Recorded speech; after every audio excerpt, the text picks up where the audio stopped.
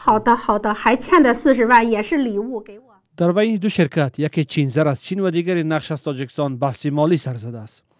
جان تسوین مدیر کلی شرکت چینزر میگوید کارشریک تاجیکستانیش نقش از دادن $400,000 سرپیچی میکند. جناب شوکت مدیر اجرایی شرکت نقش در یک صحبت تلفنی با رادیو آزادی گفت پس از پرداخت نصف مبلغ توافق شده شرکت به مشکل مالی روبرو شده است و با زودی قرض خود را خواهد پوشاند. شرکت چینی در سال 2016 برای استخراج طلا از کان شگناو به شرکت نقش سرمایه‌گذاری کرده است که گفته میشد مالکش از نزدیکان خانواده رئیس جمهوری تاجیکستان است. جان تسوین می‌افزاید پس از وارد کردن $3 میلیون به کار شرکت نقش همکاری دو جانبه با مشکل روبرو گشته است. 就是我在这里买车买设备建设矿 بعد آغاز بحث و تلاش چند ساله با امردین نقشف راهبر شرکت نقش به موافقه رسیدیم که از جمع سرمایه مصرف شده به من $800,000 میدهد و من دیگر برای مبلغ دعوا نمی کنم. اما بعد سرگردانی های زیاد و وارد قضیه شدن سفارت چین در تاجیکستان به وسیله وزارت کارهای خارجی تاجیکستان همگی $400,000 برگردانید و خلاص.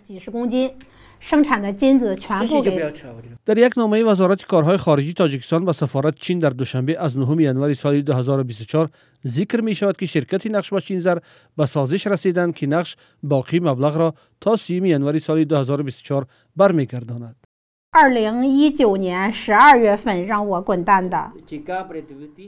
با گذشت 4 ماه از وعده آخران من دیگر امردین را پیدا کرده نمیتوانم.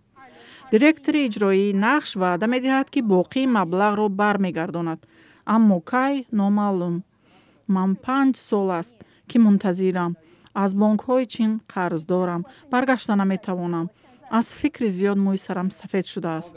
نماینده شرکت نقش در یک صحبت تلفنی وجود این بحث را تایید کرد و گفت از پرداخت مبلغ سرپیچی نکرده است. همصحبت ما از آوردن جزئیات خودداری کرد. رادیو آزادی برای روشن کردن موقع شرکت نقش به آن نامه رسمی فرستاد و هنوز پاسخ آن را دریافت نکرده است. بحث دو شرکت مقامات دو کشور را نیز به خود کشید. سفارت چین خواستار حل آن شد و یک شرکت حقوقی چین نیز وارد بحث شده از مقامات تاجیکستان خواسته است بحث تا 15 ایون حل شود. در صورت غیر قضیه را مقامات دادگاهی چین پیگیری میکنند. جانب‌های بحث تایید کردند که روزهای نزدیک با هم دیدار و موضوع را بررسی میکنند. این بحث در حال سر زده است که شرکت‌های دولتی و خصوصی چین در دهها کان طلا و معدن‌ها شریک طرف تاجیکستانند. با آنها امتیازهای زیاد داده شده است. این بحث میگوید یک کارشناس میتواند به فضای سرمایه‌گذاری و ایمیج دولت تأثیری منفی رساند. چون این واقعه که شما قید کردید برای فضای سرمایه‌گذاری نهایت خطرناک و خوفناک است. علل خصوص برای اقتصادیات کشور جمهوری تاجیکستان میتواند خطر و ضررهای رپوتاسیونی رساند. چیزی که به اصطلاح روسی میگن رپوتاسیونی اوران.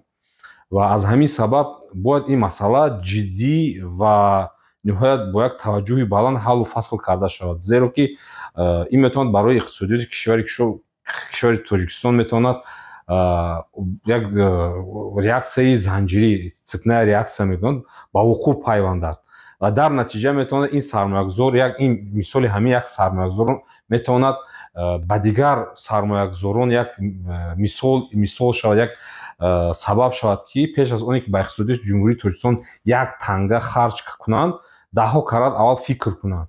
از همین سبب باید کمیته دولتی سرمایه‌گذاری و اداره اعمال دولتی جمهوری تاجیکستان باید جدی علل خصوص سرریاست سرمایه‌گذاری همین مقامات باید توجه بیشتر به همین مسئله کنند و همین مسئله رو به یک شکل حل کنند که ضرر رپوتاسیونی همین مسئله نآورد.